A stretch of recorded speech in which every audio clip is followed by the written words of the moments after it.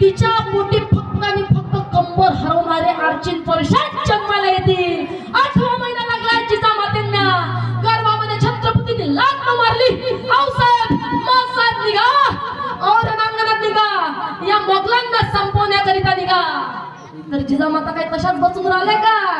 नाही नाही, जिजामातेंनी देखील दोन्ही हातात तलवारी घेतल्या. 8व्या महिन्याचा गर्भ पोटात वाढतो आहे आणि जिजामाता काय पळदोड गेला का?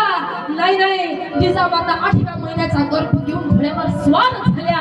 एक पाय पावडीवर टाकला, दुसरा वरतून टाकला. काही त्रास झाला असेल हो गर्भाला, तरी जिजामातेने घोड्याला थाप दिली. घोडा रणांगणाच्या दिशेने धावत सुटला. सर्व दास देखील मागून धावत सुटले.